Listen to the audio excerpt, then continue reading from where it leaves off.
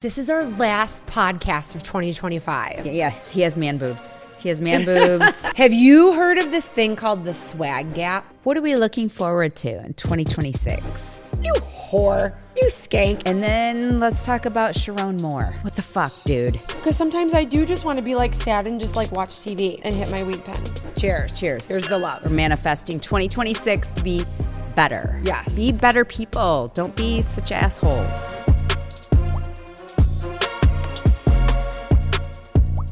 And action. Go. This is our last podcast of 2025. I can't believe it. I can't 2025 has been a year. There's so many things that have been happening this year. Like worldly things. Worldly that are just things, lively things. Crazy. Yes. Crazy town. What's the number one craziest thing that happened this year, like to you? To me?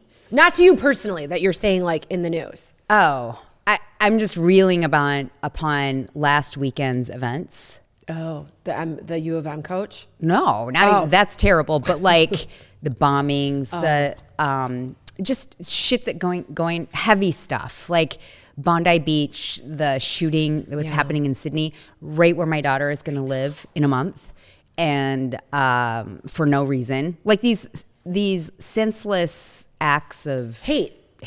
Yeah. I just can't. I don't know what's going on. No.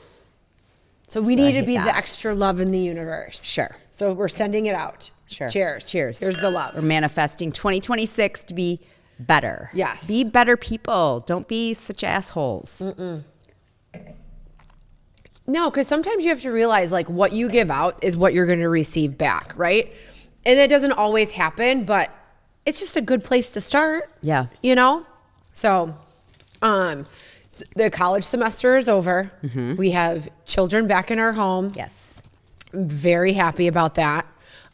We had a family night. What was it? Saturday. We went out for sushi because Kylie was dying for sushi because, I mean, Big Rapids is known for its eclectic food palettes. And then we played blackjack. So Kylie was the dealer, and Chris is like, I feel, because she wanted to learn how to play blackjack. Okay. And he's like, we need to like bet something. And I go, well, I have like a jar of change, in the laundry room. I'll just bring it out. Well, as he's going through all the quarters, there's like $20 worth of quarters in this jar. And he's like, really? Just hoarding all this cash? And I'm like, well, it's what falls down like when you do the laundry, So we did. So we played, and we realized that I play it very safe. Chris is, an all-in kind of guy. And Kylie was like, I just want to be the dealer. So I feel like that's kind of playing it safe too when you're the dealer. Yeah. But no, we played for hours. It's a fun game. Hours. It was so much fun. So much fun. Did you play to the point where you're doubling down and you're splitting up cards? Yes. Yeah. And then That's it had been a fun. long time since I've played blackjack like in a casino. So there was a few things that I'm like, hey, we need to Google this because I'm not really sure how this works, And we did. It was a lot of fun. It really was. Yes. It's fun. I like to play once in a while. My daughter is the expert. She has a playing card at the casino. Evie. Oh.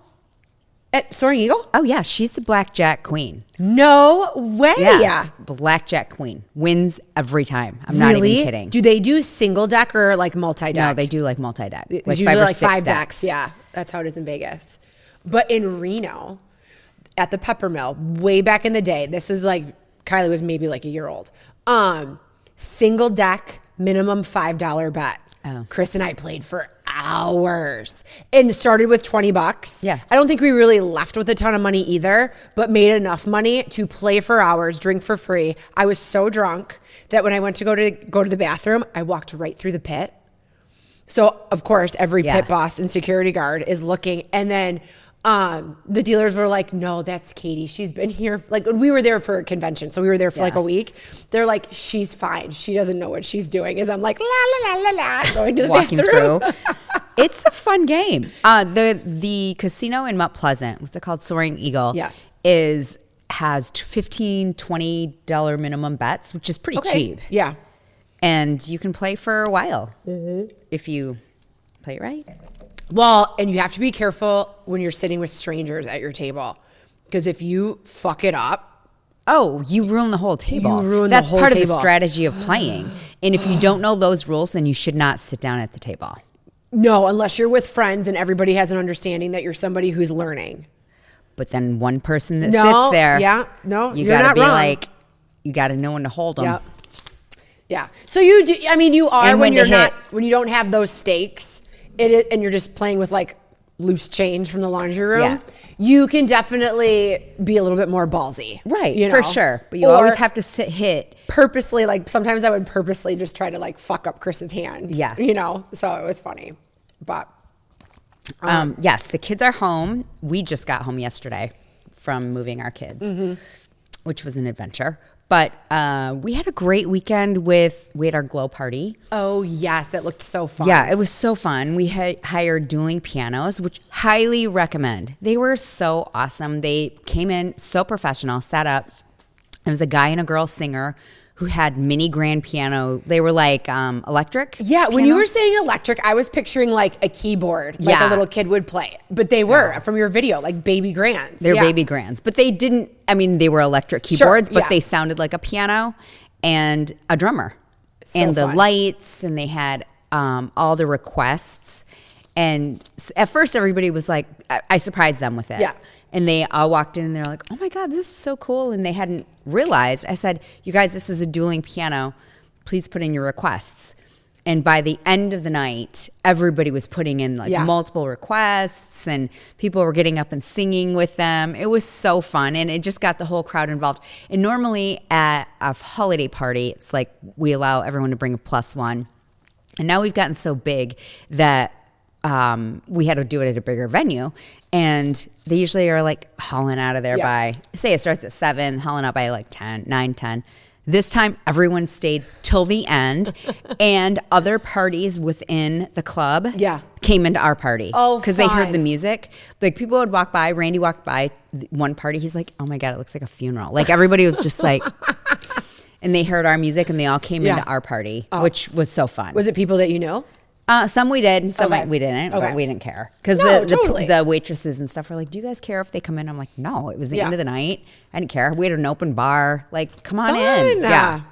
So it was really fun. And then we had a Christmas party to go to, 2 of them on Saturday, which we had to like rally hard. So that was fun. Fun. Oh, that's great. I love that. So I'm a little stressed out about one of my gifts for Kylie. It was this like jewelry thing that kept popping up in my Instagram feed that's like, you can sweat in it, you can like wear it in the pool, you could do all this kind of stuff. And ordered it on Black Friday. It's still not here. And when I do the tracking, there's like an error in the tracking. So then I like did like a deep dive. And I mean, I've like emailed with my order number, no response, nothing. And I did a deep dive, and there's people who love the brand. It's Louise Carter. Oh, D. Louise? So, or something like that. I think it's just Louise. Okay. Yeah. There's people who love it, and they'll be like, it did take a long time to show up. And I mean, it comes from China. It's like that 17 tracking, whatever. And then there's some people who say they never received their package. And so basically I have 2 emails that I have sent out that I'm holding on to, that if it does not come by the end of the month, I will be in contact with my credit card company being like, this never showed up. Like, for sure. Reverse the charge. Yeah. So, but I mean, she wanted like fun, like gold jewelry, and I don't want her getting something that's gonna like tarnish. She has like reactions to like stuff that she's bought on Amazon. So I thought this would be like a great thing. And then you can like, don't have to worry about taking it off and like a green finger, apparently, if it shows up. So we'll see. Where is it shipping? Oh, so it's shipping from China. Oh, you'll get a DHL delivery. Eventually. Probably, right? You know, even though they're showing up at like 11 o'clock at night. Oh, which is so bizarre. I've had Amazon deliver randomly at 11 o'clock at night, which is frightening because you think, oh my God, somebody's here to rob me. You know, oh, it's just Amazon delivering a package. Right. And now, you know, it's getting closer to Christmas because stuff that would normally take 1 day or 2 days to get to you, now it's going to take like 5 because they're so overwhelmed and swamped. I'm still waiting for. Yes. But it's so good the kids are home. We went down to Ann Arbor. My kids still had finals on Monday. And they have, I mean, their finals went through this week, like this Wednesday, I think. So my girls had finals on Monday, but we went Sunday and took them out to eat at this. I've talked about this restaurant before, but it's called the Dixboro Project in Ann Arbor. Okay. Well, it's just outside of Ann Arbor, called Dixboro.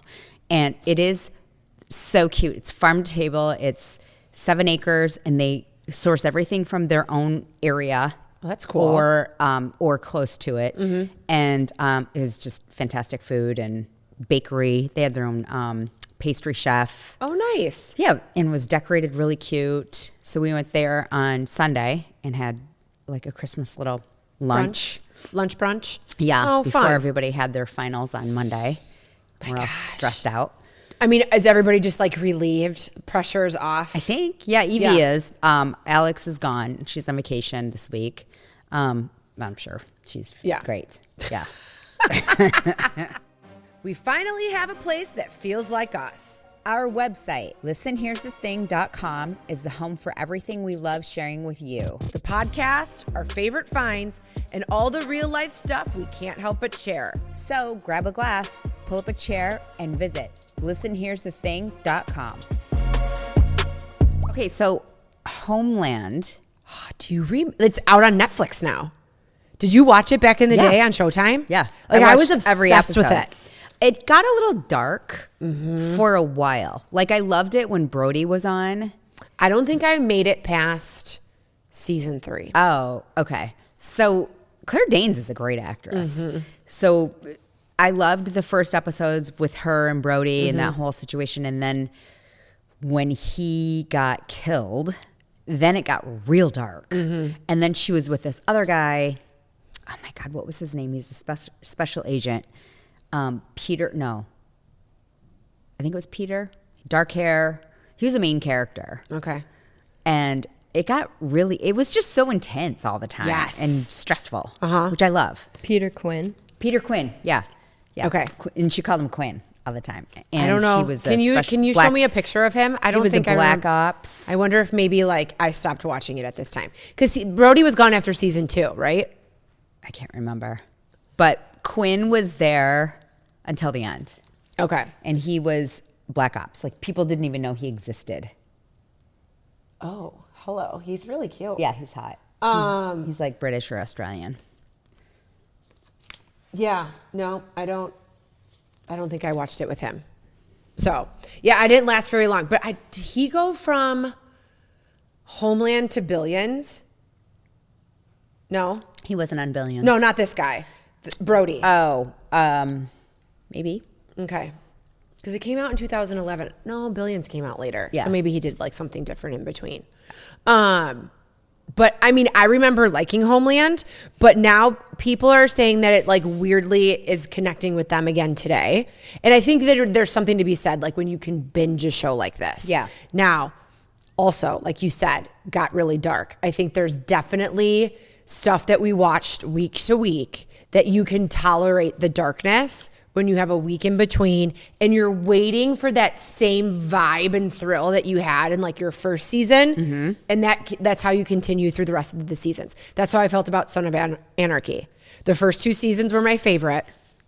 I like watched all of them faithfully until the season was over. But I do feel if I was someone who never watched it on FX and watched it, you know, if say it's on Netflix now, streaming it, I don't know if I'd make it past season 3. Yeah, I think that some of those series have a lot of detail in them that are unnecessary. Yeah. And I think that's because the writer probably feels it's necessary. Yeah. Like I loved Landman. Yeah. I love it. But I also think there are a lot of elements in it that are unnecessary. Well, I think Taylor Sheridan likes to throw in like his 2 cents, like in you the economy. Oh, yes, you see can. It, which is fine. It just, some of it is just like, was that necessary? I mean, it doesn't really add anything to the plot. No, like not this past, like, are you like up to date on Landman? No, because I fell asleep. Okay. So the past 2 episodes, I'm kind of like, I feel like this is just like filler. Yeah. Did you know that Faith Hill and Tim McGraw's daughter Is the next door neighbor. I didn't see her in it because I fell asleep. So the only thing that you've seen so far is like when the daughter is doing her cheer in the backyard and that random friend is there. Yeah. That's the girl. her. Yeah. Okay. And then she's a next door neighbor. So she just started to have like a little bit of a bigger role in this last episode. Not huge. But Sam Elliott comes to live with everybody. Yeah. And they have like a conversation at the fence. Okay, got it. I met him once. Did I tell you that? You met Sam Elliott? Yeah, in New Mexico. Oh. Yeah. Was he lovely? He seems was like nice. he seems like he'd be lovely. He was nice. He Yeah. was just loner. I was there for work, and we were staying at this hotel in like downtown Albuquerque, and he was just there. He weirdly in Landman. I mean, obviously his character is, slightly disabled and all that kind of stuff, but he kind of reminds me of my dad a little bit. Oh yeah, like with I the can white see hair that. and the Yeah. mustache. Yeah. Like that olivey, like tan skin. Yeah. So yeah, but in real life, Sam Elliott's only like 10 years older than, what's that guy's name? Billy Bob Thornton. Billy Bob Thornton. Oh. So I mean, Yeah, I can see that. technically, really can't be his dad. I can see that. I think they age up Sam Elliott a little bit to Yeah, I don't know how old he is in real life. like I don't know. He's like in his 70s, and I think Billy Bob's in his 60s. He's 81. Oh, 81. So then Billy Bob's like what, 68 to 72? He's 70. 70. Oh, okay. Yeah, he was a nice guy. I mean, he chatted with our group. Great voice. Yeah, he was Yeah. just like a cowboy, like Yes. sitting at a bar. And all these tourists came. It was weird. Was he an attraction, or was he just legit No, just he there on his own? Legit was there. I mean, Okay. we were there for I think it was an awards meet. I can't remember why I was in Albuquerque. Okay. Or maybe I was in Santa Fe. Anyway, and we were staying at this really great hotel, and he was just at the bar. Okay. Very cool. Yeah. I love that. Yeah. Well, back to Homeland. So back in the day, and I felt this way watching Homeland when it first came out, that you would think that Carrie's character, right, seemed extremely unstable, super emotional, difficult to work with. Like she just seemed, and obviously she's like on antipsychotics and all this kind of stuff. So, she's a little out there. But now we don't punish women for like being smarter than the men in the room. Yeah. You know what I mean? And identifying, hey, this pattern seems very out of scope of what's going on, where everybody else has blinders onto it because they think that they know better. Where now we like almost applaud somebody who can like find that and find the patterns, especially if it's somebody that's like harming your country or your business or something like that. So I don't know. I just think it would be interesting to see like a millennial Gen Z opinion on it, as opposed to like when we watched it in the like 2010s. You know what I mean? An opinion on her character. Yes. Got it. Yeah. I don't know. So She was definitely kind of a juxtaposition of two people, because she was struggling mentally with who her past was, and then how smart and how strategic she was with foreign affairs and understanding what was going to happen with our enemies across the countries. So it would be interesting to see their perspective. They'd probably be like, yeah, she's awesome. yeah. Like I almost want Kylie to watch it just so that I can like, how do you feel about this? And I will 100% admit in 2011 when I watched that, and she would so I just started rewatching it because I'm like, well, this is interesting. It's been a long time. Yeah. Right. And in the first couple episodes, you can see every once in a while she puts on a wedding ring and like, and a diamond. And then you get a couple episodes in and you go, oh, so this is strategic. She goes out to find men. And then basically, the guy's like, well, you're married. And she goes, well, no, actually it's fake, but I can do this knowing that you aren't going to look for any type of commitment. This is just about one night. Back then I was like, you whore, you skank. And now I'm like, very strategic. Good for you. Yeah. She couldn't afford to have relationships. Yes. So did you know that the CIA actually, and I don't know about the FBI, they actually encourage you to date other CIA agents.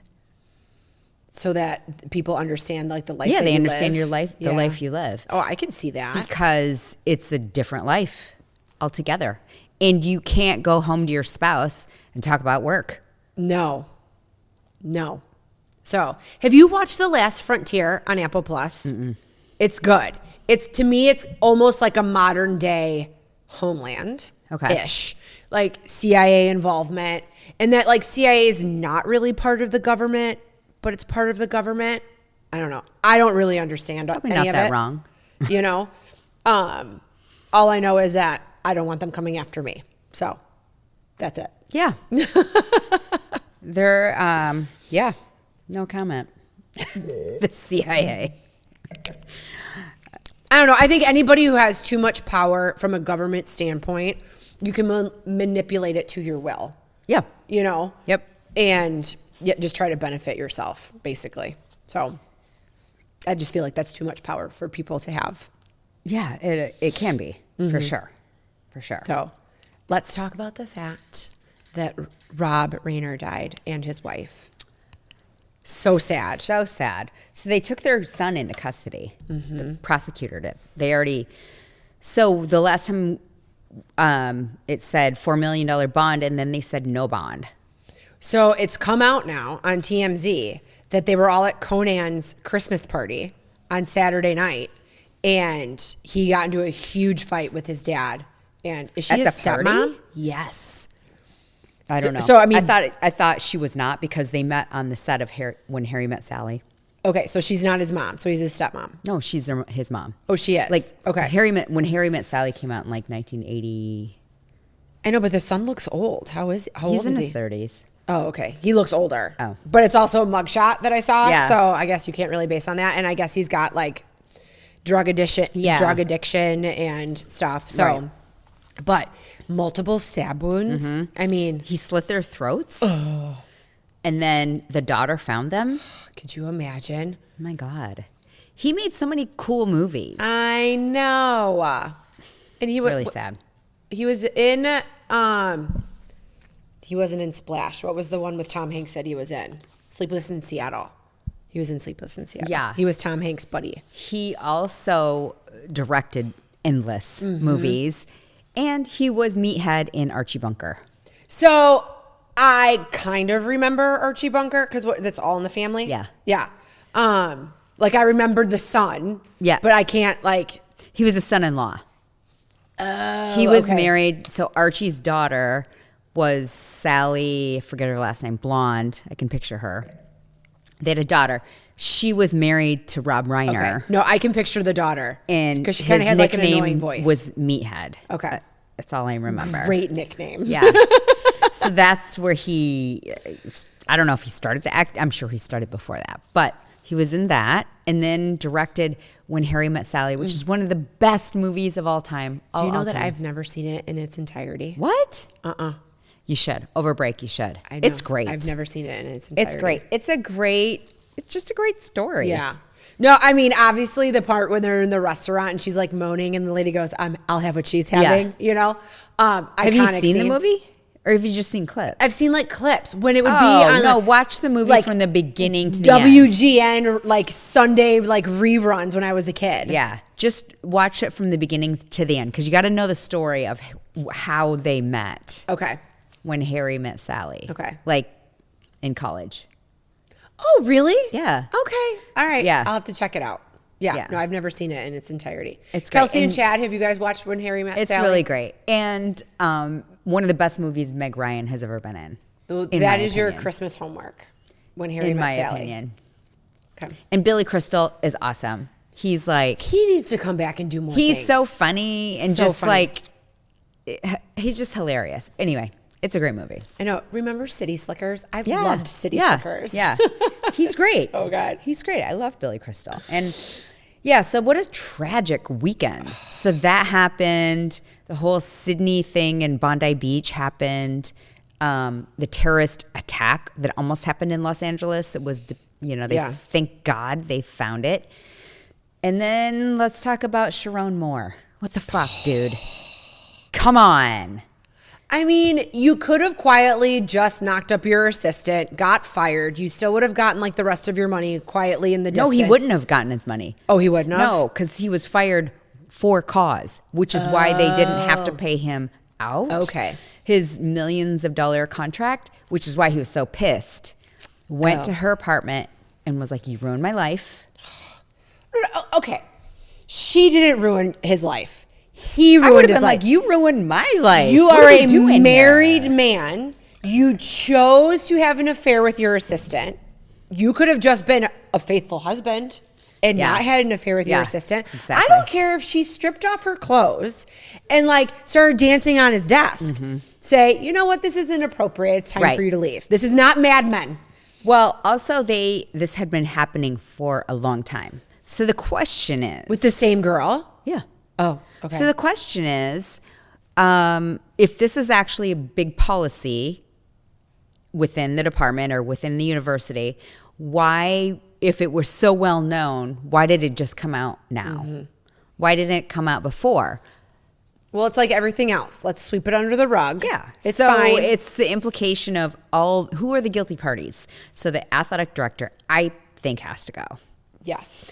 Whoever else was involved within the program, they gotta start all over. Now they have right in the middle of recruiting season where they're recruiting all these athletes.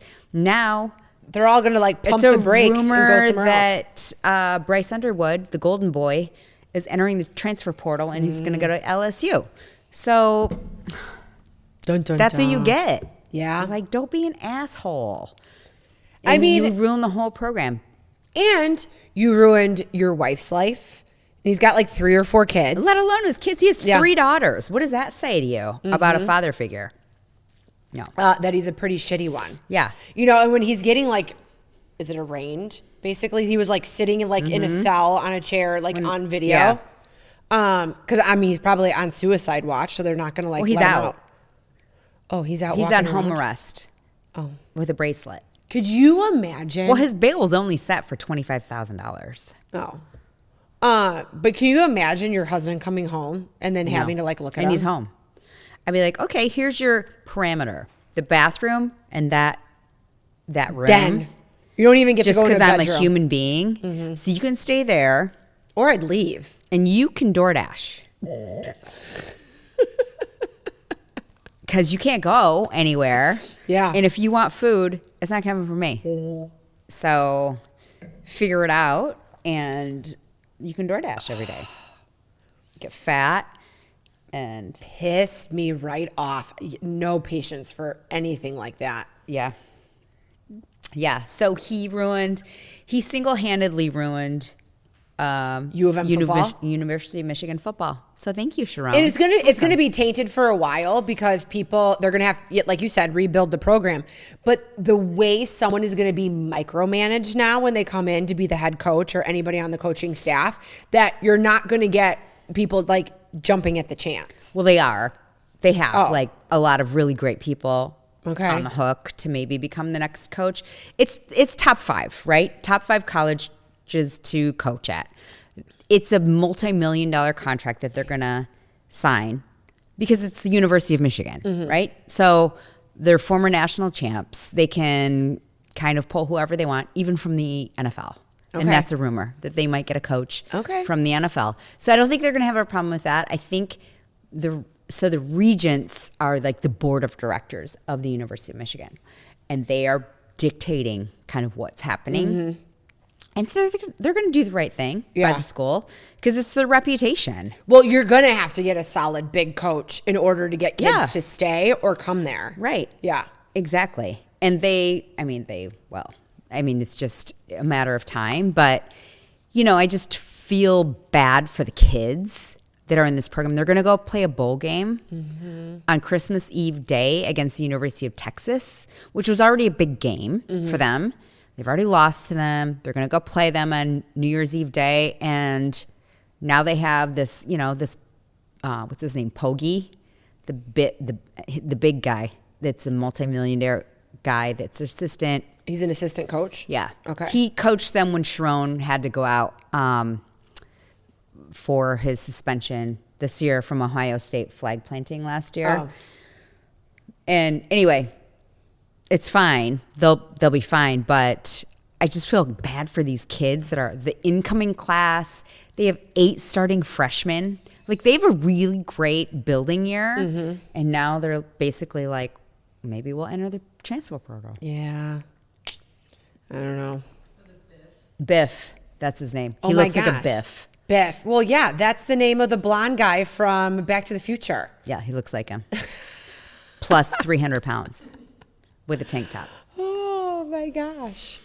He is. Yes, he has man boobs. He has man boobs. He's not your ideal fitness like you'd think. Like, that's the guy should with the be whistle telling people to coaching. run laps. Right. You know? He made bazillions of dollars and now he's like, I'm just going to coach college football. What is it called when they have to run in place and then the whistle and then they like drop down and then they have to like jump back up and go like drills. That's called something. Yeah. Wild. And then you have like a big dude like that. So he's just like a retired multimillionaire who decided he just wanted to be a football coach. He didn't make his money in football? No. Interesting. Investments. He was a teacher, started investing his money. Okay. Became, I think, maybe a manager. I might be making this up. Anyway, got involved, had really great investments. Now just like loves college football. This is years ago. Okay. Like, he's been in the college football game for a long, long time. Okay. But parallel, he has made a ton of money not doing college football, because you don't really go into college football to make a lot of money. Yeah. You know. Unless you're the head coach of U of M and blow it all by knocking up your secretary. Right. Right. It's literally like an episode of Mad Men, which I'm still like watching right now. And I am just flabbergasted at the cigarette smoking and like people smoking in bed. Like, even at the height of like my smoking in like college and everything, I did not smoke in bed. I did have a boyfriend who would smoke in bed. And I'd be like, you can't do that. That's fucking gross. You know? So Also, go brush your teeth. and then like, you know, or you'd like get in bed and there would be like cigarette holes like in the fitted sheet. And I'd be like, this is disgusting. Yeah. Yeah. So I was not game on that. But I worked for Philip Morris right after college. Yeah. And we could smoke in the office. I mean, it was a thing. And this was only 1995. Yeah. So I actually was part of the campaign, or part of the team that rolled out the over 18 campaign. Because before that, I don't even know when you could buy cigarettes. 12? I'm not sure. I don't know. But I remember at the time it was like, oh, we got to roll out this campaign for 18 plus. I'm like, oh, God. Okay. That was like a thing. And in the office, everyone smoked. Okay. Interesting. And there was still a smoking and a non-smoking section. When you went into a restaurant and you were asked, as a Philip Morris employee, when you go into a restaurant, you should always ask for the smoking section so that we support the smokers. Oh, Which is solid. Yes. I mean, it didn't matter if you were smoking or non-smoking. It I all mean, it was rolled all into kind of one. blended. It's just the difference of like, did you sit next to somebody who took a hit of their cigarette in between bites of their sandwich or not? Yeah. You know, that was the only difference, which is just wild, you know, that was part of life. But listen, no shame. I enjoy a good cigarette every now and then. The difference is, because it's not part of the culture, the smell just sticks to you and it's all you smell on yourself after you have a cigarette. Where back in the day, because everywhere you went, there was like a tinge of cigarette smoke, unless you were in a non-smoking home, in a non-smoking car, you wouldn't smell it you just didn't smell it on yourself. You also lose a sense of smell. Oh, for sure. I If can remember. If you're a smoker. My sweet grandma, I'll never forget. I was in college and I went to pick her up to take her out for lunch when I was like home for the summer. And she gets in my car and she's like, now, Katie, I really hope that you don't smoke. And I was like, oh, grandma, I don't smoke at all. Meanwhile, I ripped a dart in the car on the way to go pick her up. Yeah. I mean, she's no fool. Right. You know? And I was like, I don't smoke. I don't know what you're talking She's like, about. okay. Yeah. That is a very vivid memory in my head. We were on 394 in Crete, Illinois. I can picture it all right now. Lying to my grandma. Totally knew. She totally so knew. knew. So new. So Evie and I started watching the Eras tour behind the scenes last night. Was it good? It's so good. Is it a series or a movie? It's a series. Oh. There's only 2 out. There's a total of 6. Oh, it's they make you good wait. because, you know, for everybody that's seen the Eras tour, we saw Eras tour when it came out in 23 at the beginning of the tour. And then it toured all the way through Like the last end of year, 24. right? Yeah. So it changed as it evolved. So we only saw the beginning, and then by the time they ended it in Vancouver, it was a whole different concert because she had released the Tortured Poets Department album and implemented that into the tour. So anyway, Okay, so what was missing, or did it just get longer? nothing got longer. Okay. Stayed about the same. Okay. So did she leave stuff out, or did she maybe like condense it? Condensed it. Okay. So, and they show the whole process. She's like, okay, I'm going to take the verse of this, the chorus of this, the first 3 notes of this, and we're going to mash it up. And they're like, I mean, the whole staff is like, their heads are spinning. Okay. Because she's got this visionary mind. Well, she's a savant when it comes to that. And then they implemented that. And then they had to redo the choreography and redo like a bunch of stuff. And then she's like, then we're introducing the Tortured Poets Department, but we're only doing these songs and this chorus. And so they had like halfway through the tour, when everybody had everything down, she like basically said, we're switching it up. And everybody rose to the occasion. And she's like, you know, the best part about this whole staff is I just got the best of everybody. And that's totally well, and I saw what you would need to something do. where, I mean, the amount of like bonuses that she gives to gosh. everybody on her tours, you know, and if you treat your people good, they're going to be good to you. Yes. She gave the bus drivers or all of the drivers like $100,000 bonus.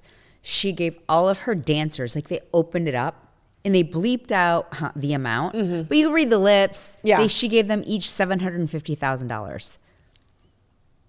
I'm going to brush up on my dance moves and go Yeah. dance for Taylor Swift. I mean, she's very That's generous. life-changing money. It's life-changing money. Life-changing money. Yes. Wow. Good for them. Yeah.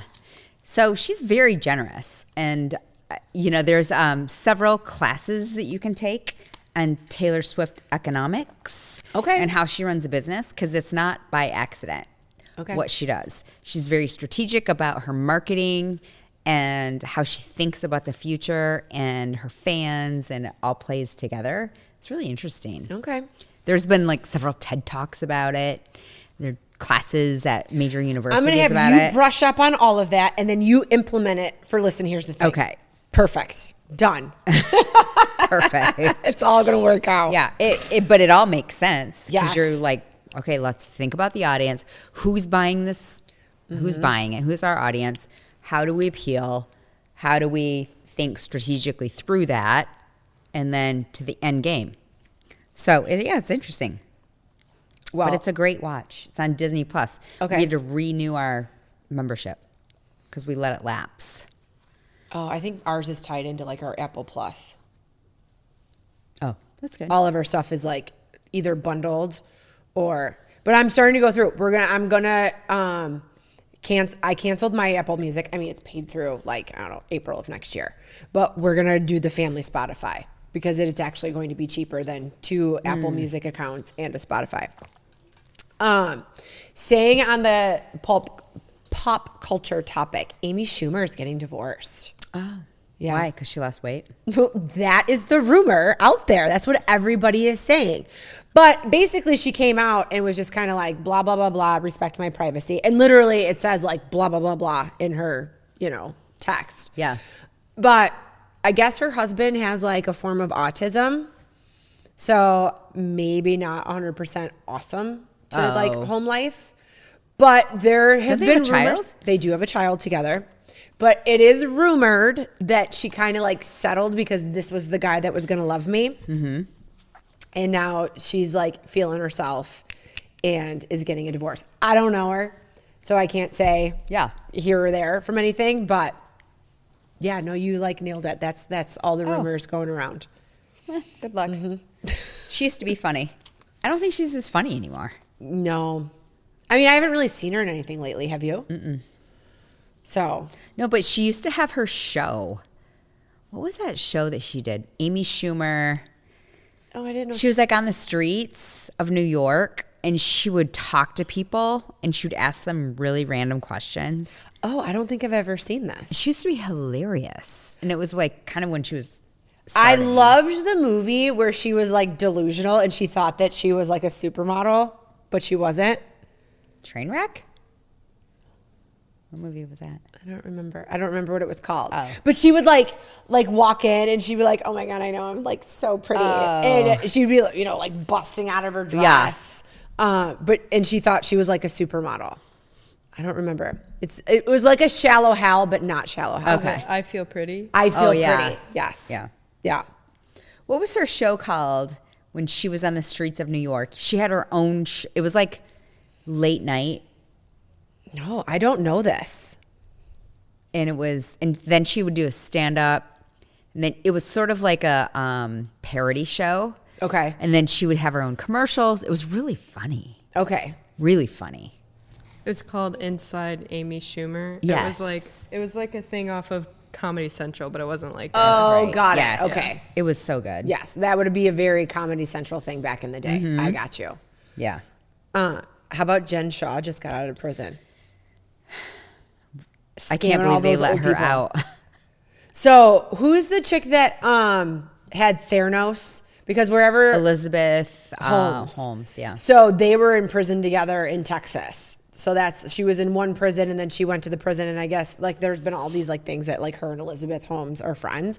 I mean, two big scammers. So I don't know if you should really be like applauding that relationship. But she's out now. I don't know. Is she still married to Coach? I don't know. I have no idea. Okay. Do you think that she will try to get her spot back on the Real Housewives of Salt Lake City? I mean, it's a good way to make money, and like I think there'll be a draw. Yeah, I'm sure they would be interested. But I don't know, that show's pretty solid without her. Well, one chick's getting a divorce from her old ass husband, Bronwyn. Yeah. It's good this season. I haven't watched it. I haven't finished it, but Jody and Yvette are like, you've got to watch this season. Okay. It's the best. And I do like it. I'm just not through with it yet. And then the girl from Mom Talk, I don't remember her name. She's so pretty, but she was the toxic one, especially at the reunion. Like, didn't care that she was pissing people off and like making them angry. Her husband just got busted for beating her up. Oh. Being the good Mormon husband that he is. Who's that? I don't know. He was also, I think he was like on a reality show back in the day. And then all of a sudden he resurfaces as the Mormon husband to this girl from Mom Talk. Oh, jeez. I mean, just floating around the circuit. Oh my gosh. I have to send it to you. I think I have it saved in my Instagram feed. But you know how like AI will like take, like an actor or somebody when they're younger and then like morph them into like who they are now? It was the people from the first season of Real World. Oh, that's when I watched it. It was very interesting to see because the only person I really remembered was like the Calvin Klein model and then the guy with the cowboy hat, John. Those were like the two that like stuck out in my head. But then as they were showing everybody else, like Beth, I forgot about Beth. Oh, yeah. Beth was a troublemaker. She was kind of plain Jane, not like super blonde, cute right? by like 90s standards, yes.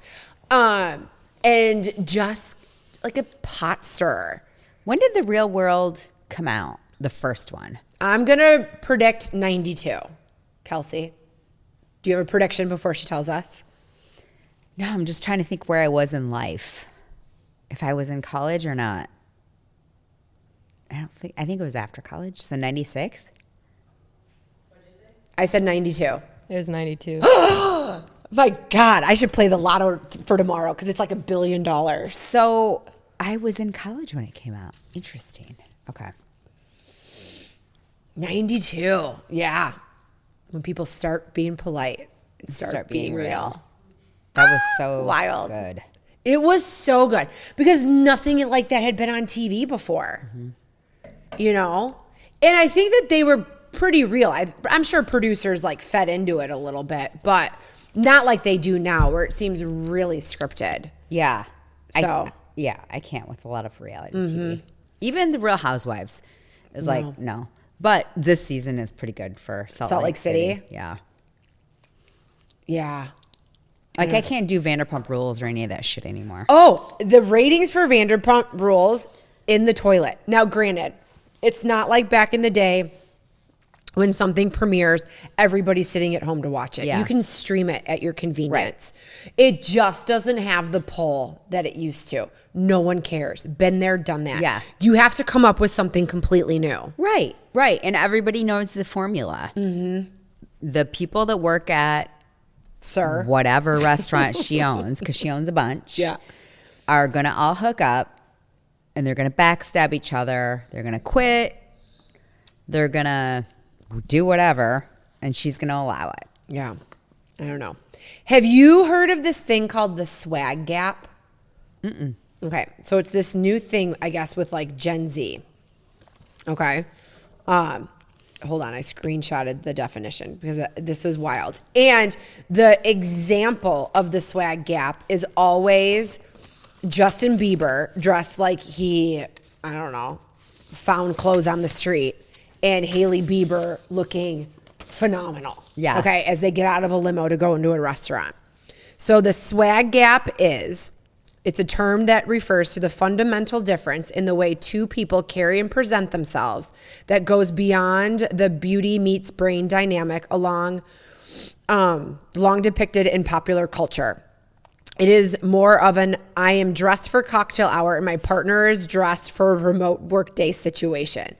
And if the cautionary tale on social medias are any indication, it is the misalignment that should serve as a flashing signal to get out before someone gets hurt. So she should get out? Yes, that basically. Now, I feel like Hailey Bieber and Justin Bieber are probably not like the best example of that because they probably don't care given what their life is. But it's kind of, and it's funny because Kylie always says that Chris and I look like we're dressed to go to completely two different places when we are both going to, in fact, to the same place. Yeah. Yes. But yeah, so basically, but it is a Gen Z thing where. And they do this on purpose? Well, I think that this is who you meet this day and age. And I kind of see it like when I meet like Kylie's college friends, the girls will look super, super cute. And the boys wear sweats. They wear sweats to a lot of things. Yeah.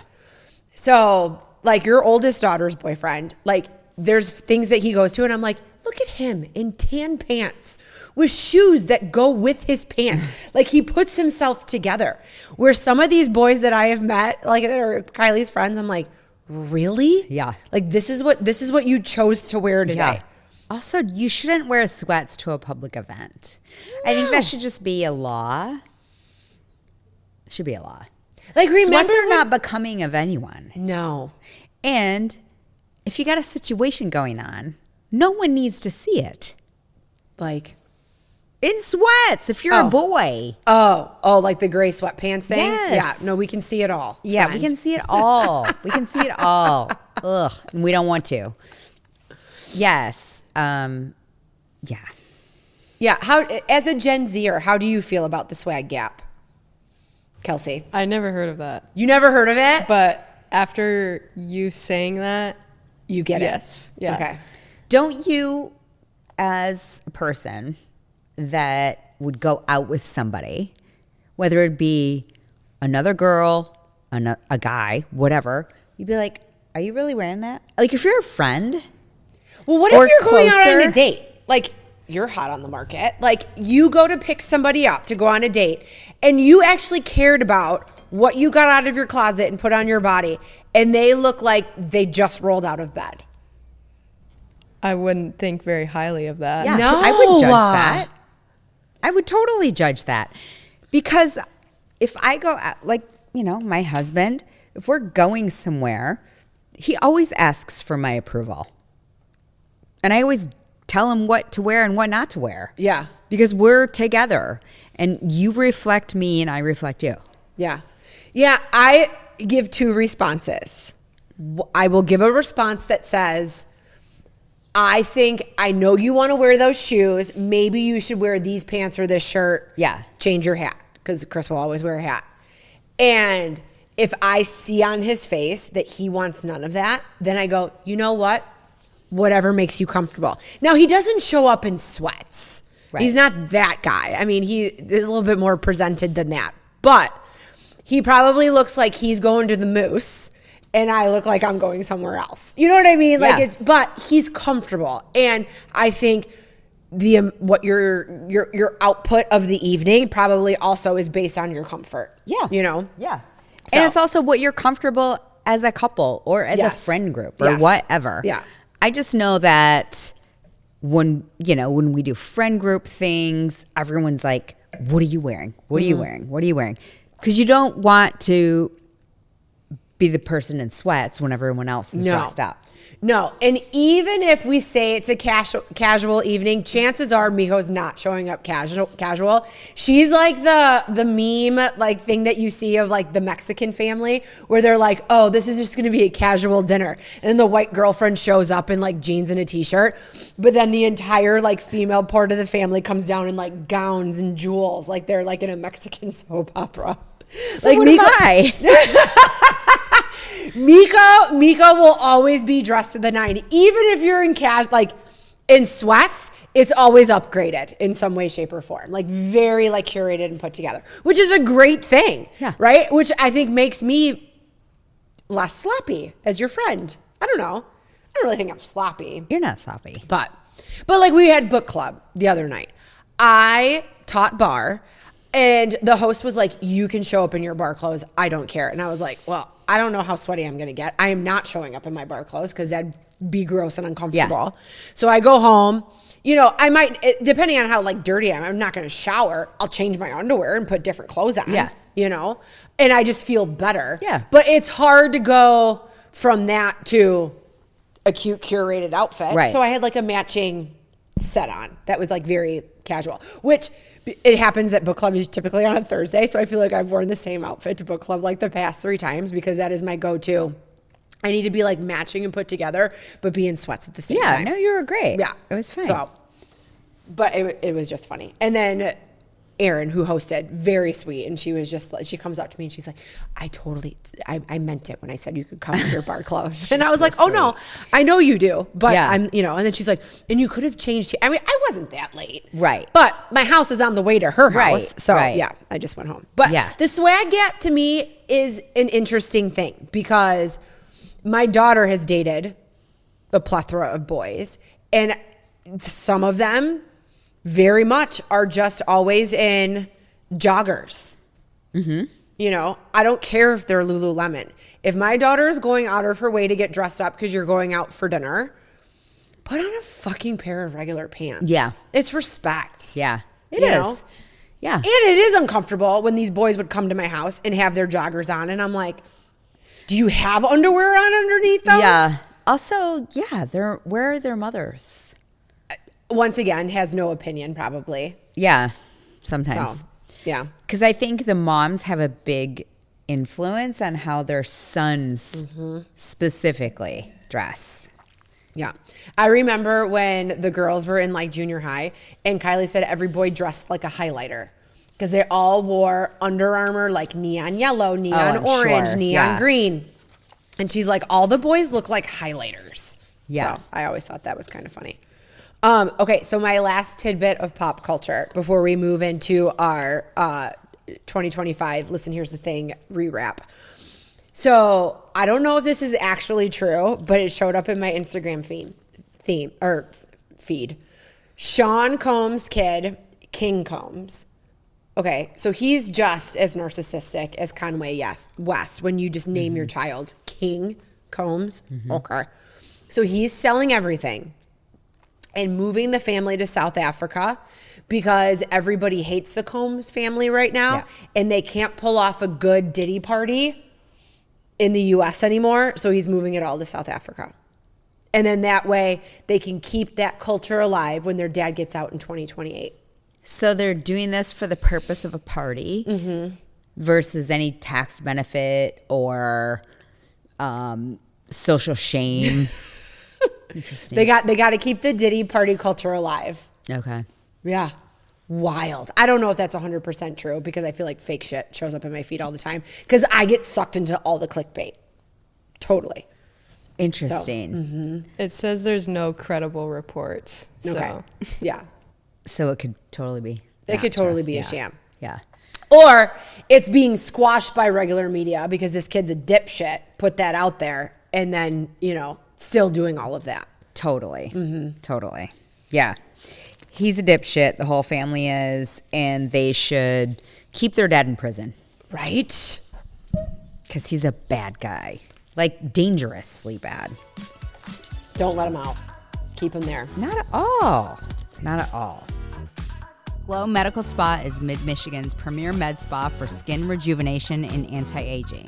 The trained nurses and estheticians at Glow specialize in non-invasive facial aesthetics such as toxins, fillers, and lasers. Glow is ranked in the top 1% of all providers in the U.S. for Botox and filler, as well as Black Diamond Icon status for Hydrofacial. Glow Body specializes in body contouring with Ensculpt Neo, Emcella, weight loss clinic, and therapeutic massage. Book an appointment today at glow-skinspa.com. All right. So we had a plethora of guests in 2025. Yes. Starting with my dad, Super Dave. Yeah. Oh, he was so fun. I feel like we need to have him back. Okay. Because I feel like he'll have even more opinions. And then I feel like he's also going to be like, you know what? It wasn't really tan. He's probably going to want to come after they're in Florida in January. So that he has like a little bit of color. Okay. Which I'm totally down for. But he was sweet. Yeah, he was He was sweet. sweet. He's great. So. He was great. And one of the things that I remember is like Mr. Nugget wanted to be in his lap. Mr. Nugget loves my dad. Loves my Well, dad. who doesn't? Your dad's awesome. I know, he's the best. He's awesome. So, And then we had Ange. yes, from dear old friend of ours. You've hung out with her a few Yeah. times. Super fun. But then she also wrote her book, Here Comes Menopause. Yeah, that was great. And it's just a fun read. You're not going to learn anything from a doctor perspective. It's basically you're learning that you're not alone in your journey. Yeah, it's her experience through Yes, menopause. It's yes, great. yeah. And everyone goes through their own journey, and that was hers. It was Well, and that's the crazy well thing. documented. Yes, and that's the crazy thing about menopause. Your journey is not going to be the same as my Right. journey, and it's not going to. Kelsey's going to come to us 30 years from now and be like, "Oh my God, did you go through this?" And I'm going to be like, "No, I didn't." I think in 30 years, menopause will be cured. Because there will be supplements, there will be peptides, there will be prevention in That's place to feel the way that So there's menopause feels supposedly, now. I have not fact checked this at all. It could also be clickbait in my Instagram feed. That there's like a new pill that's like the female version of Viagra. there has been for a long Not time. hormone. It's not a hormone. Oh, there has. So it's been studied for a long time, but now it's like regularly going to be given out to women. For libido. Yes. So You it should be does careful. something with your brain chemistry to de-stress you and make you want to be sexually active. Okay. That could be dangerous. I don't know. Given the wrong hands. Right? Well, I wouldn't give it to like a single lady out on the prowl because then it would be like giving a dude who's sexually active Viagra and he's just got a hard on for 9 hours. Which is given all the time. Yeah, but at the same time, this should be like for a woman who's just like not thinking about sex Yeah. ever. Yeah. And now your husband's on, testosterone from his Who's practitioner. manufacturing it? Yeah. So, I don't know. I'll look it up. Okay. I'll bring back the Okay. details next time. Because it seems like they should study that a little bit more. I was gonna take a screenshot of it and send it to you to be like, ask Jessica, your hormone nurse practitioner, like, has she heard of this drug? Yeah. Is it legit? Has the FDA approved it? I don't know. Yeah. It's been studied. Like I read a thing that it's been studied, but then it also was like it wasn't like it was from like the Wall Street Journal or like Fox News or something like that. It was like Bob's News. I don't know. Okay. Jody Bromley was on our dear old friend of yours from She's childhood. awesome. Yeah. Yeah.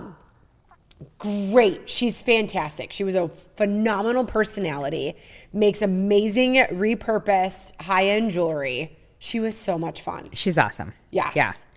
And several of our friends have purchased her things since then. And I have friends that wait for her Friday every reveal. day. Every Friday to see what she's going to reveal. Oh, we'll put her Instagram and website in our show notes because you have to check it out if you don't already follow her. And it is something to see what she's revealing every Friday. I feel like we should have her back because she's so a hoot. creative. She's such a hoot. Yeah. And then from Glow we had Bless you. Taylor and Haley. Yes. Your injectionist. Yeah. Also fantastic. Yeah. So knowledgeable. And I love them both, obviously. Yeah, they're great. So knowledgeable. They're awesome and they're so caring. Yes. And I think that when you have someone that's injecting something into your face, you should also really trust them as a practitioner in terms of like if anything were to go wrong, they will guide you through the bruising, whatever needs to be done, the waiting it out. Like they're so great. And I love them both. And just what are your goals? Right? You can go in there and you could have watched a bunch of stuff like on Instagram, Googled, YouTubed, all the things. And then go on, this is what I'm trying to achieve. And they're like, yeah, no, you made the wrong appointment. This is what we're going to do. And this is how we're going to do it. And this is how we're going to start. And if you decide in a couple months you need more or something, then we'll give you more. But they're great. Yes. Regarding that. They can help people pivot into different directions if it's not meant for them. And not every injectable or every facial aesthetic treatment is meant for every person. Correct. So they're great. And, obviously you and I have been getting stuff done before they even became nurses because they're young, right? So we've had people who are very like direct and like they just like tell you what you're going to get done. And, if they're powerful enough and can persuade you, you're like, okay, I'll do whatever you say, where they just come across very different and it's comfortable. Yeah. And I will lift them up for that. They're great. Truly. And then we had Dave from Parable, who's great. Yes. And taught us so much about wine and pairing. And he's so great. And listen, AI can help you, whether you use the Parable app, which is a fantastic tool when you're going out for dinner, or if you're just wine shopping, yes, you can use the Parable app, but I also use ChatGPT. Yeah. I take a picture of it and say, my chat knows that I want to know if anywhere in this world does the description say leather, tobacco, cedar, cigar, then I will purchase it. Yeah. Yeah. So, and I use it at Costco a lot because you'll see like they have descriptions, but that's Costco's description. It's not always like 100% the description. And I have found some really good wine that's like $10 at Costco. And it's not all about cost. No. It is about what you perceive as a great taste. Yeah. For sure. And obviously foreign wines not having the expensive soil and, real estate of California. Yeah. That it could taste just as good and be a lot cheaper and come across the water and be a lot cheaper because California is California. Yes. So Exactly. Don't. How about when we had Mitch, the bartender? Oh, so great. So great. And so efficient on how he makes drinks. Yes. Care and love go into his cocktails. Passionate. And if you are ever passing through Midland, Michigan, and you have a hankering for Indian food, go sit at the bar, have a conversation with Mitch, tell him what you like in a cocktail. It doesn't have to be on the menu. He's going to curate it to what you enjoy and what you like. He'll figure it out. He will figure it out. He's awesome. And you can have some butter chicken in the process. There you go. So, and then we had Nassim. Yes. Who Brilliant was story. the woman who got ran over by a car. Like 5 times. A bunch. And survived. Not one broken bone. No. Resilience would be her name. Yes. She's amazing. No, she was a great interview too, and uplifting. Yeah. You know? And also still recovering. Still recovering, but very honest about her journey, whether it came to like through vanity, how she treated herself, how she treated her family, her career. So, and her book's a good read. Yeah, it's great. So. And then we had Kristen. Oh my gosh. Kristen Lang. Love Kristen. She wants to come back on the podcast. I was trying to get her on before the year was out, but we're going to do it in the new year. She's just a great, like, Bravo expert. Like, she watches all the shows and can give you all the dish. I love that she reads books in between her patients. She does. So she's a nurse at a surgical center. Yes. Right? Mm-hmm. And she said she reads books upon books on her phone, which is so brilliant because because of her, I read on my Kindle, but then I downloaded the Kindle app on my phone. And so now I find myself reading on my phone versus like scrolling sometimes when you have like downtime. Yeah. And that's such a great tip from her. So like, would you be like curled up on the corner of your couch and just read a book on your phone? Yeah. Okay. I do that a lot, especially if it's shit I don't want to watch. Like last night we had on the Eras tour, but then before that, Randy had on like endless football, which I didn't really care about. And I love football. I didn't care about the teams that were playing. Nobody really cares about the Steelers. And so I got out so I started reading a new book, and so I started reading that. Yeah. But anyway, and then this morning I had to go to a doctor's appointment, and I was in the waiting room, and I just had my phone, so I just started that's kind of brilliant. So you can link up the two, and it's great. Okay, so if you have the Kindle app on your phone and you have a Kindle, do they coincide with each other? Yeah. Oh, that's kind of They sync up. Interesting. I don't have a Kindle, but You do if you have the Kindle app if you have Amazon Prime. oh, I have Amazon Prime. Yeah, you can download it. Okay. Yeah, and then just read back and forth. Now, do you just like buy your books on your Kindle? Because I know people that do. I don't know how this works. Kindle Unlimited? Well, no, they rent them from the I like don't a do library. That. I don't rent them from our library. But it's a Kindle. So then they'll be like, "Oh, we're out of downloads. You're going to have to wait." Well, what do you mean you're out of downloads? So that means they rent or download from our library locally. So they have to download that app, whatever it's called. I don't do that because I want to read the book when I want to read the book. Sure. And then you have to wait because they only have a specified amount of downloads. I don't know, whatever that is. Which is silly. I mean, yeah. I don't know. I I don't do agree that. with it. I don't go to our library. And then because I forgot to put it in the notes, Kelsey ever so wonderfully put it in my notes that she was also on our podcast. Our fabulous producer. We had a whole episode with her. It was awesome. She pounded some Coors Lights and we had a conversation. Yeah. Love it. Yeah. Chad, you're next. 2026. 2026. Yes, let's go. Oh. Yeah. Kelsey, how did you feel about being on the podcast? It was fun. The woman of many words. I know, right? It was different being in front of the camera, but And then have to edit yourself. yeah, I didn't really love that part, but it was You fun. were a great guest. Good. I You were a love great that. guest. Thanks. That was super fun.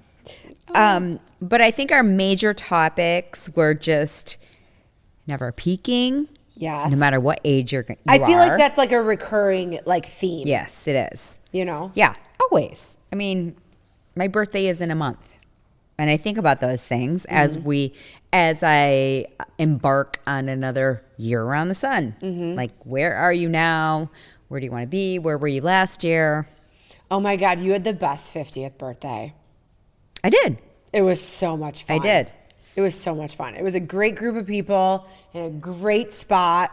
And like out of my comfort zone, like we had to be in Vegas for work and then it was like not going home, then going straight to California for your birthday. It was a lot of fun. Yeah. My birthday's always weird because it's in a month that no one loves because it's right after Christmas. So you're sort of, I mean, growing up, I just know this because people were like out of money from Christmas gifts. Okay. And then they're like, oh shit, it's her birthday. And then my birthday would roll around. Ultimately, there would be some kind of snowstorm. So then I couldn't really have a party because people Everybody was couldn't stuck make at it. home. Yeah. Yeah. So I feel like the January girls are hardy. The January birthdays are hardy because you don't get to have like a summer that you're celebrating with all your friends. Okay, and but it's right after I'm a July Christmas. birthday. So what I will say, just to combat that, when you're younger, I never had a school birthday party. That's true. That's true. Never got to celebrate my birthday with Yeah. my classmates. Yeah. And when I was younger, like jealous of people. Yeah. That could celebrate For their birthday sure. with their class. Because my girls never have either. And they both have Right. summer birthdays. Yeah. Yeah, they've never had a school. Like, I feel bad because both of them will celebrate their 21st birthdays in the summer. Yeah, but they're also in a phase of life where your people are your people in college. They'll find celebrate them. with you. Yeah. They will. But I mean, it's just a different time. Yeah. I mean, I didn't go anywhere like spectacular for my 21st birthday. I was in Big Rapids, Michigan, but my people that were there came out and I worked at Chemical Bank during the day. And then as soon as I clocked out, like I think I may have someone put a drink in my hand as soon as I walked into my apartment. Yeah. And had the best day. The best day. And I'll never forget it's now called the Gypsy Nickel. Back in the day it was called Riverside or River Rock. I stood on the bar on my 21st birthday and I was like, I'm 21 and I never got an MIP. And the poor owner of the bar looked at me and was like, Katie, you've been drinking here for 3 years. What do you mean it's your 21st birthday? Yeah, but I always knew the guy that was working the door. And I had an Illinois ID. It did not scan like a Michigan ID. So that they would have to type your birth date in the little machine. And I always said I could use a black man's library card and be able to get in for 21. Yeah. So it worked out well for me back in the day. They're a little bit more strict in places now, but yeah. No, it worked out well for me. Yeah. So my 21st was awesome, I think. Well, you I'm were sure it probably was in Big great. Rapids too. I was. Yeah. I had practice. I lived with a bunch of girls. I came back from practice and just went out all night. Yeah. I mean, that's what your 21st birthday is all about. The night before. Sure. Yeah. So we talked a lot about health and wellness and longevity and how taking control of it yourself. Yes. Yeah. Yes. And how it's in your hands to be able to, you're given the genes that you're given, but you can determine how the rest is going to turn out for the rest of your story. And it doesn't have to be whatever, I remember, my mom thinking that, these are the cards we dealt with the genetics. It doesn't have to be that way. No. That's only like 20%. You actually have the power to change those genetics just by the way of how you're living. Well, like I get naturally high cholesterol from my dad. It's the food I choose to consume and put in my body that keeps me at that fine line where, yes, it's considered high, but my arteries, like I've had I don't know, what is that when they like look into your heart and like your arteries? Like EKG? No, it's not an EKG. Where they put the dye in? Well, they basically, like my arteries are clear.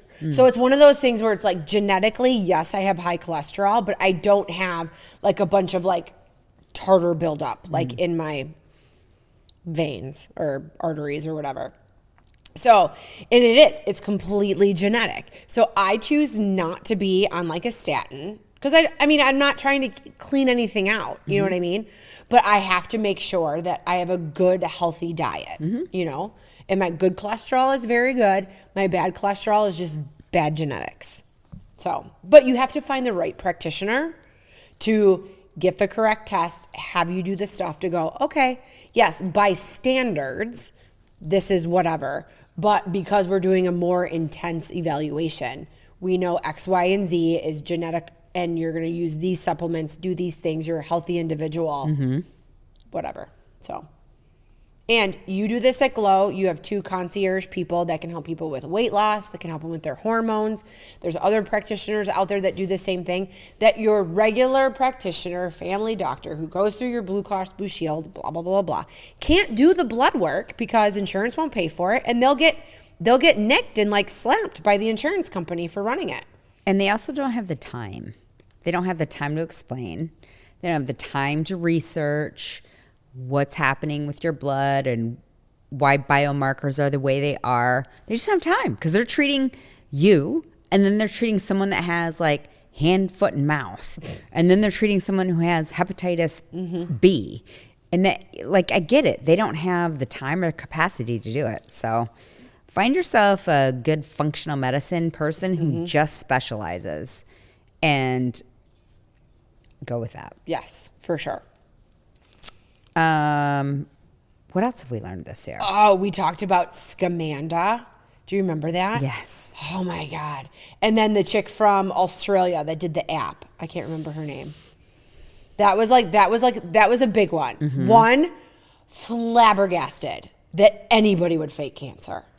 Right. Why would you want to? Right? Between you as an actual cancer survivor, Kelsey as the child of a cancer survivor. Like, it is like, it's too close to home in this little circle here. Listen, here's the thing.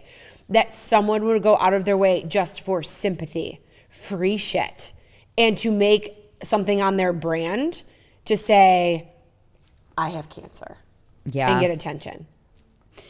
Yeah, she should probably be in prison. It's just a terrible, why would you do that? And also, why would you do that to people who are actually suffering through that? Isn't Scamanda in prison? I don't know. She should be. I think she's in prison. Right? She should be. And then I don't remember what the chick was that had the, like, I kind of want her cookbook. You can't get her cookbook anymore. They destroyed them all. It said she's in prison for 5 years. Oh, that's it? What was the name of the chick that was from Australia that had the app? And there was like a whole show on Netflix. It was like a drama of like the real person. And she like lied about her age and she lied about her name. But she was basically a really went good to a cook. Scientologist as like her doctor. Yeah. Oh my God. They did a show. Yeah. on Yes. Netflix with her. Yeah. We talked about fake influencers. What works, what's worth it in skincare. Well, yes, it's great when, There's so especially many when we, things. so many things. It's wonderful when you have people from Glow come in because then we can actually get down to the nitty gritty and the science of things. Because I am definitely someone who is influenced, no shocker, by social media. That it's like, do I need this? Should I try this? I think I might need this.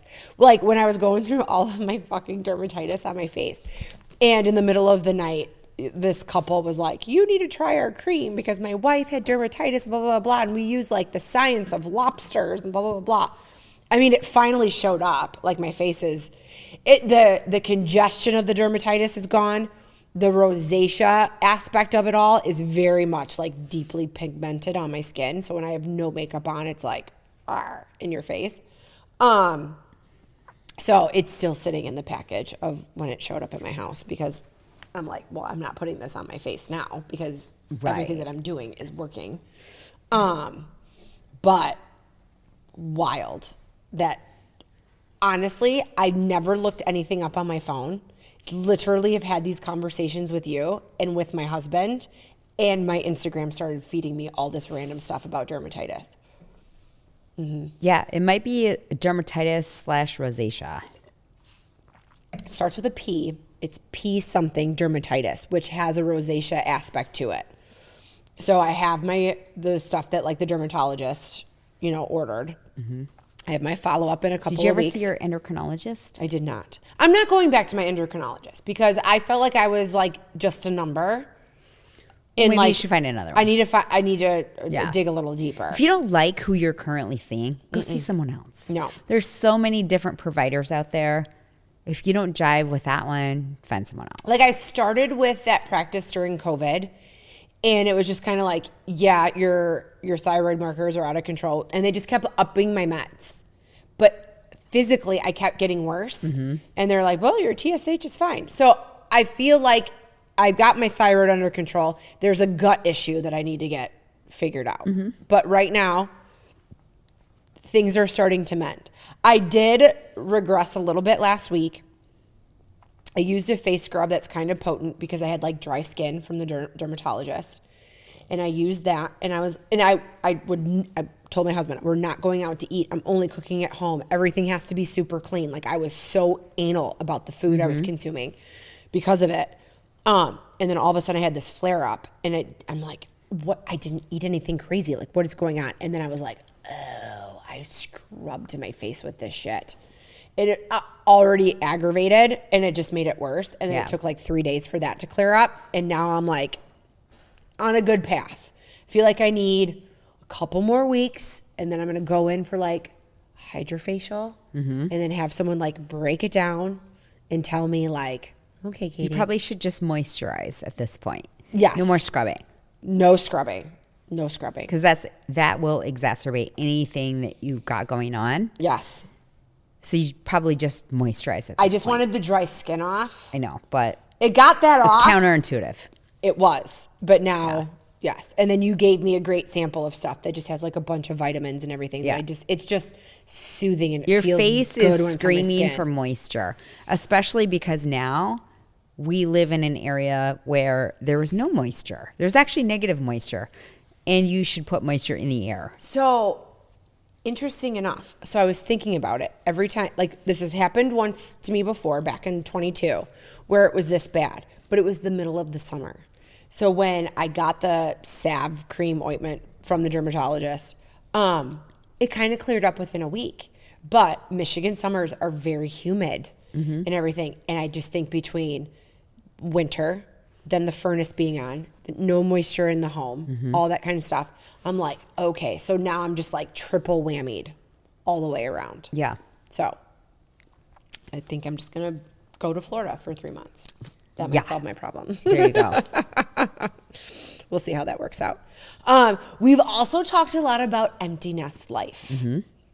How is your empty nest going? Fine. Yeah. Yeah. I think that we found our groove, and that is not being home. We love to travel, and we love to talk about the next trip we're going to go on when we're traveling. I mean, isn't that typical though? Especially when you're like on a good vacation, you're like, I need to plan the next one now. Or where we'd ultimately like to live or whatever. And yeah, I think we're in a groove. I mean, I miss our girls like crazy, but I also know they are down a path where they're going to be fine. I mean, they're fine. Yeah. They're fine. Yeah. So empty nesting is like great. Yeah. But for you? Different story. Well, it's a different story for me. Yeah. I don't know. I just think that, now granted, your husband's gone a lot too. And I was just trying to find ways to like spend my time. But then also like my work life compared to your work life, like I'm here. You know what I mean? Like you have like a groove with Glow, and you have your people that you can take off, and the system still works and it flows and does all the things. So it's just very different. But I'm still trying to figure it out. It is a process every single day. And I thought I was being very preemptive, making sure like between bar and like all these other like activities and things that I signed up for outside of just being like a wife, a mom, and an employee. There's just like this like, I feel when I go home with her not being there. And maybe it's also something about having one.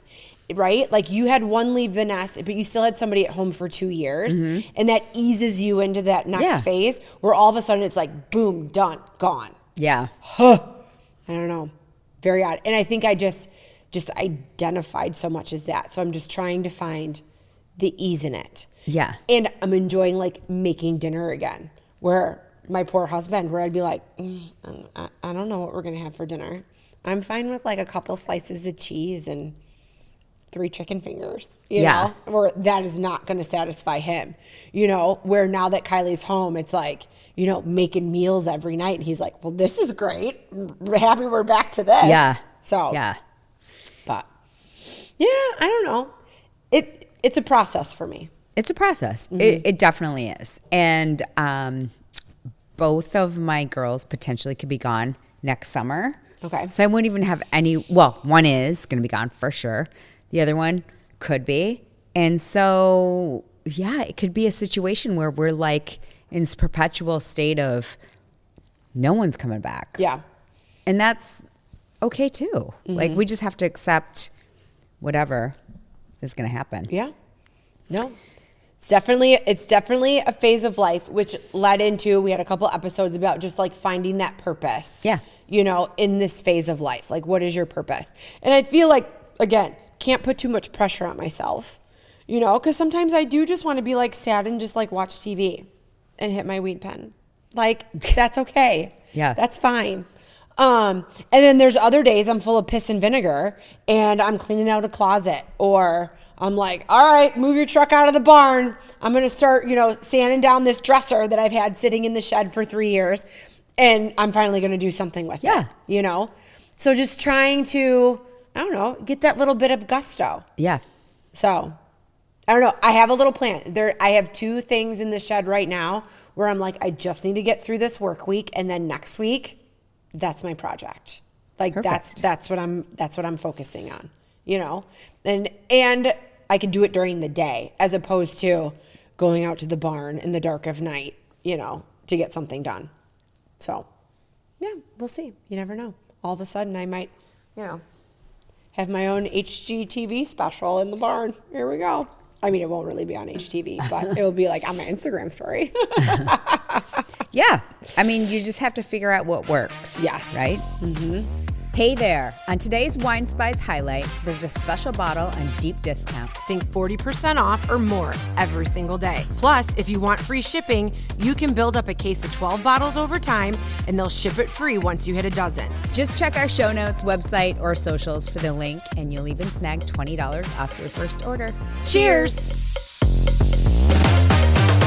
And then we talked about Diddy a few different times because he keeps coming back up in the news. What's new now? Oh, well, just the fact that he's in fucking prison. And we talked about it last week. Like 50 Cent had his documentary on all of that kind of stuff. Yeah. And I feel like it's going to be a never ending where something's going to always pop up. You know what I mean? Mm-hmm. Until he has the power or no one just doesn't care anymore. But stuff is still going to pop up. He affected a lot of lives in a negative way. And I think that he needs to pay a repentance for that. I mean, it's horrible what he did to a lot of lives. Mm-hmm. So, I don't know. And then but I just think about like when I was in high school, I can vividly remember like that Mo Money Mo Problem song. And like being like in my car and like jamming out to that. And I'm like a junior in high school. You know what I mean? And it's just kind of like, okay, taking a little bit of that culture that like, you know, you kind of hold dear a little bit and go, okay, well now it's slightly tainted knowing like how you made it. I mean, I'm not going to, you know, you can't go back and change anything, but you know, it's just kind of like fucked up. Yeah. You know? He's really fucked up. So then we talked about Blake and Justin a lot. I think I was definitely more involved in it than you were. But now a judge is trying to get Blake to file out of court, like, and just be done, like settle. Well, that's a smart judge because the amount of taxpayer money that she is trying to weasel her way into with this frivolous, I don't know if it's frivolous or not. It just seems ridiculous in terms of timing and like all the time that people have been talking about it. Like just settle out of court or whatever you need to do. Mm-hmm. Don't involve the taxpayer money for your county or for your city. I was not a fly on the wall. I was not there. I know nothing. But if you have the power to rewrite the script, invite the director over who owns the rights to the book to make this film, and, you know, throw your husband in the mix, throw your best friend superstar in the mix, but yet at the same time feel like you were being sexually assaulted on set, you don't think that you would have like the cojones to be like, I feel uncomfortable, I don't feel like you should do this? No. She wanted it doesn't add up to me. It doesn't add up. Yeah. So that judge is smart. Throw it out, make it be a civil suit, or Just settle it out of court. Settle it Get out it of court. out of the taxpayer. And he's not Money. going to be able to pay you. So I don't know what you're She's trying doing to do. it for flex. She's trying to flex. She's trying to like say, I'm more powerful than you. Good for you. You are. You have more money because of your husband. You're a mediocre actress who launched a shampoo campaign that ditched. And I do like your mousse, though. I still buy the mousse. And you have good hair. I mean, that's all I have to Yeah. say.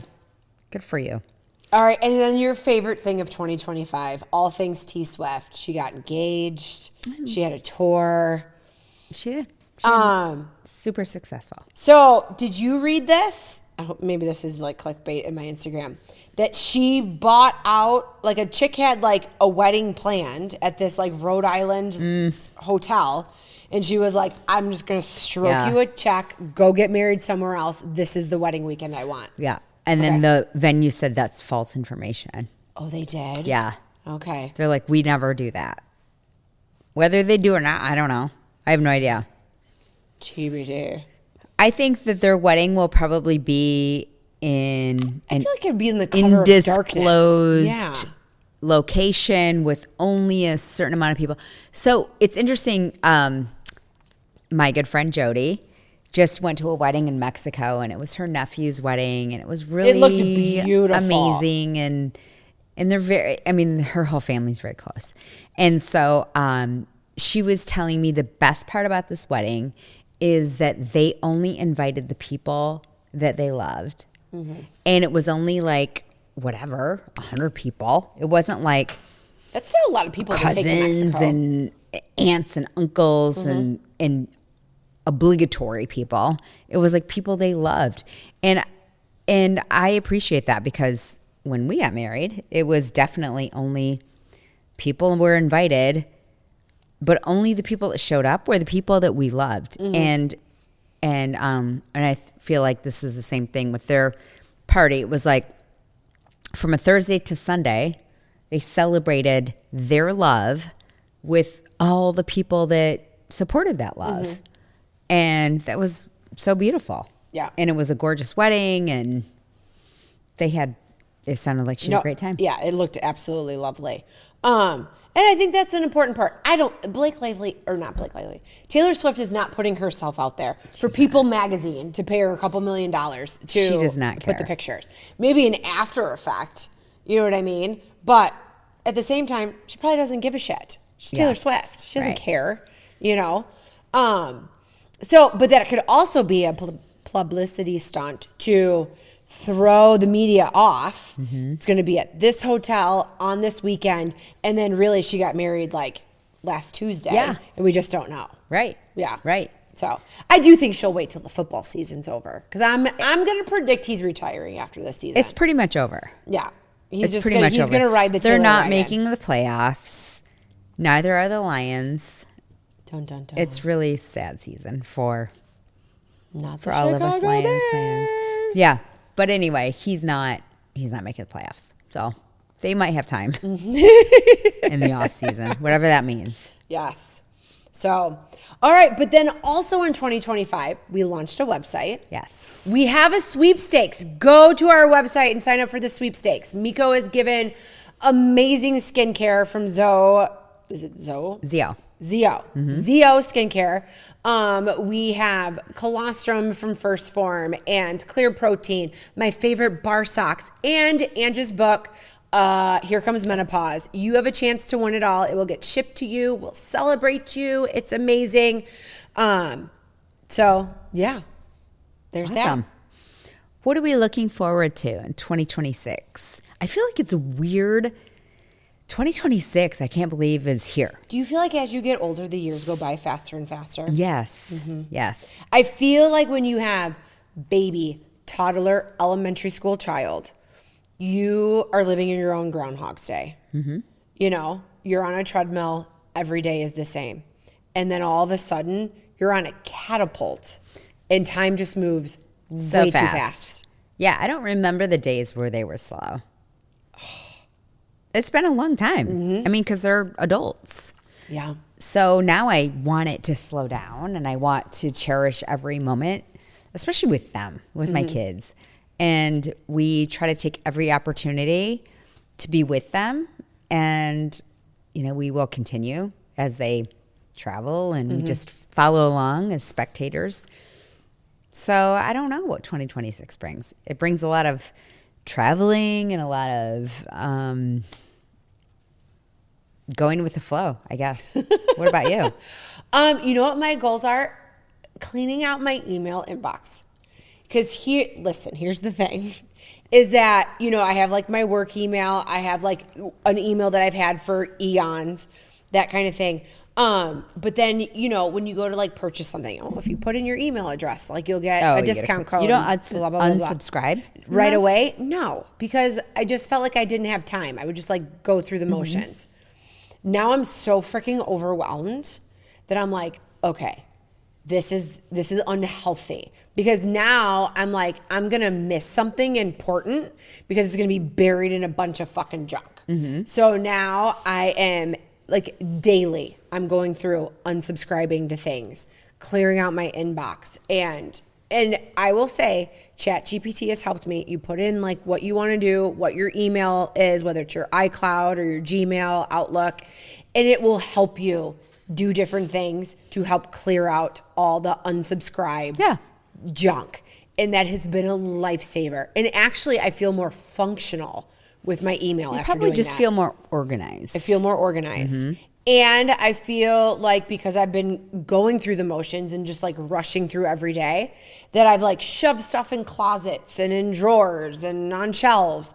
And now it's like, I'm not going to overwhelm myself, but I'm picking one small section of my home to say, go through this. If it doesn't bring you joy, if you truly feel that there is no need for this in the next year, I'm not thinking about, someday I might have a second home or blah, blah, blah. No, fucking get rid of it. Give it to Goodwill. Try to, if it's of value, see if you can resale it, blah, blah, blah, blah. But Amy, who's here at Be Alive, she's a big Whatnot person, sells shit on Whatnot. I'm not going to go through my closet and sell things on Whatnot. But stuff like, when my grandma passed away, my grandpa gave me all of her spoons. And not like spoons that you like eat your applesauce with. It's like spoons that when you go to like people a collect national them. park or a state or something like that. Hundreds of these things. Hundreds. And the holders Are they to put them valuable? on. Because my mom has a bunch. They're valuable to people who are into those spoons. Oh. Not anybody I know. You know what I mean? And I would think most people of like my grandma's generation are gone. They don't find value in them. But I said something to Amy and she's like, oh my God, you need to sell those on Whatnot. So I'm like, okay. And I have a lot of things in closets where pictures, not art. When I say art, not like famous art, but just stuff that I've had in my home that I've been phased out of. Yeah. But because you spent a certain amount of money on something, or it's really nice and you think, maybe I'll want to put this out again someday. And she's like, nope, that's the kind of stuff that needs to go on Whatnot. I don't know if I'm an auctioneer where I'm going to be like, hey, everybody, look at this lamp. I don't know. So she says that she's going to come out and help me. We'll see. Otherwise, I'm putting it all in a fucking tub and I'm like giving it away. Just give it away. Yeah.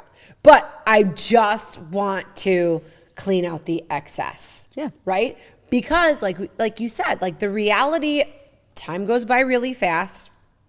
It could be 4 years. My child could end up somewhere amazing. What if I want to go to whatever that amazing place is and be down the street or across town or 3 towns over, right?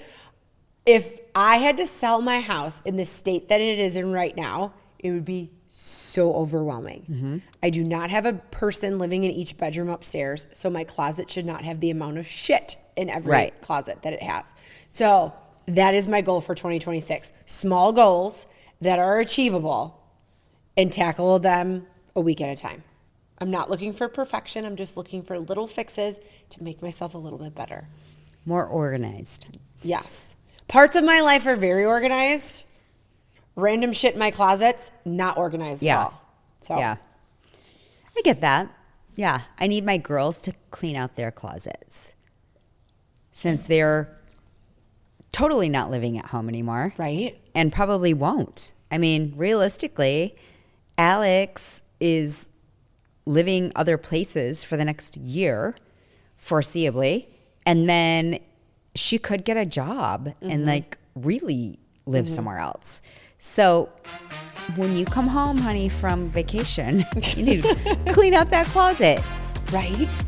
Okay, wine lovers, listen up. It's time to stock the wine rack. Prep for the holidays or just treat yourself to $50 off any order, $200 or more at Wine Spies. Use promo code LISTEN at checkout on winespies.com today. Cheers! Yeah, and I can't believe they're already halfway through their freshman year. Yeah. I was like, Wild. you made it. Yes. The hardest semester, The first semester of your freshman year? I think. Because they're just trying to Getting figure it used out. to life. Yeah, They're trying I to get figure it that. out. Life. They're trying to figure out who they're gonna like hang out with. Mm-hmm. And then also they're trying to figure out like how to navigate this freedom that they've never had before. Mm-hmm. No, you're not wrong there. I will say Kylie's classes are freshman year. It's okay. She doesn't listen to this podcast. It was like how to breathe in Big Rapids. Oh. You know? Yeah. Does Wednesday come after Tuesday 101? Will her classes they're harder next semester. harder? Okay. Yeah, they were pretty cush this semester. So, yeah, I mean, here's to 2026. Let's do it.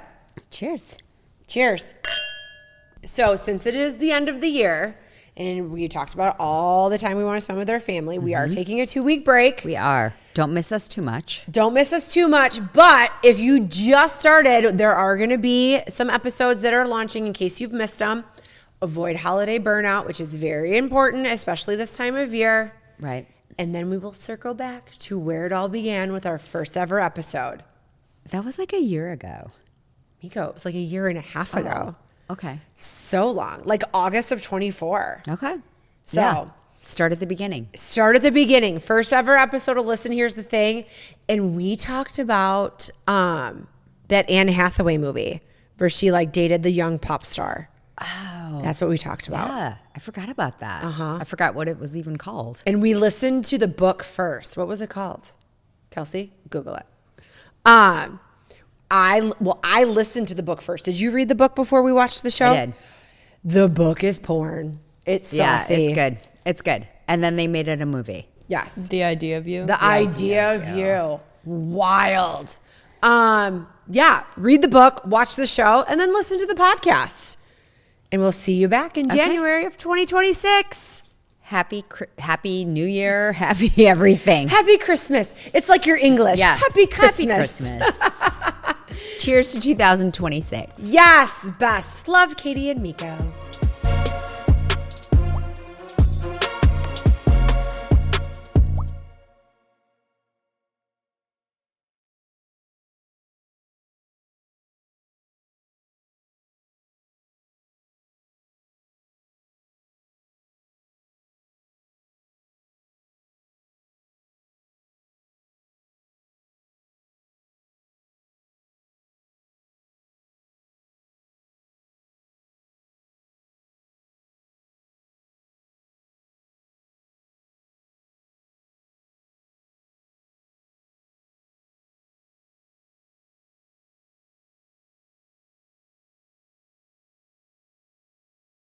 This is our last podcast of 2025. Yes, he has man boobs. He has man boobs. Have you heard of this thing called the swag gap? What are we looking forward to in 2026? You whore. You skank. And, And then let's talk about Sharon Moore. What the fuck, dude? you know, because sometimes I do just want to be like sad and just like watch TV and hit my weed pen. Cheers. Cheers. Here's the love. We're manifesting 2026 to be better. Yes. Be better people. Don't be such assholes.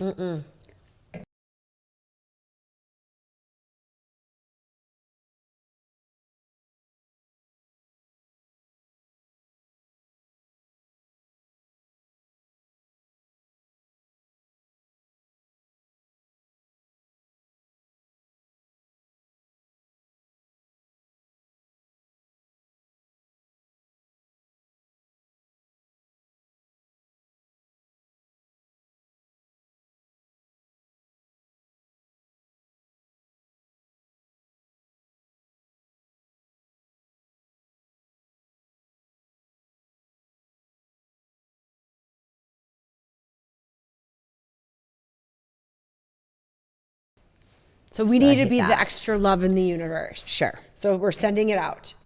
Yeah. So he single-handedly ruined U of M football? University of Michigan football. So thank you, Sharon. And it's going to, the ratings for Vanderpump Rules in the toilet. Lame. Nobody really cares about the Steelers.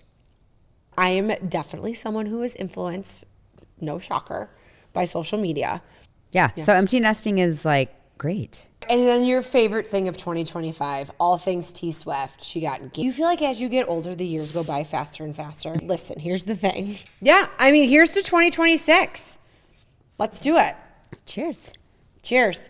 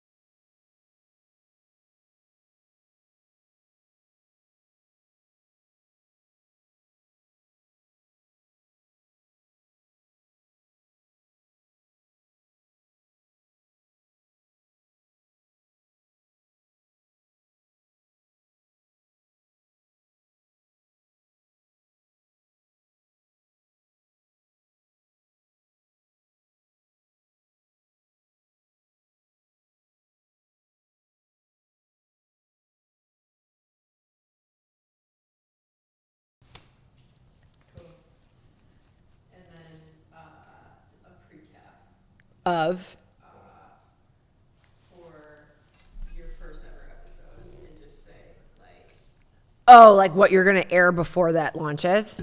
Yeah. In the episode, just like a preface for the listener. Okay, Be like, hey, this is my first ever episode. Things have changed a lot. Oh, okay. got it. Okay. Are you ready? Yep. Hey, this is our first episode. We've been at this game for a long time Yeah. now, but now you're just tuning in. If you missed it the first go around, here you go. Things have changed a bit. A little bit, but the same thing is here. It's us, a bottle of wine, and everything that's on our mind. Yes. Go listen. Bye.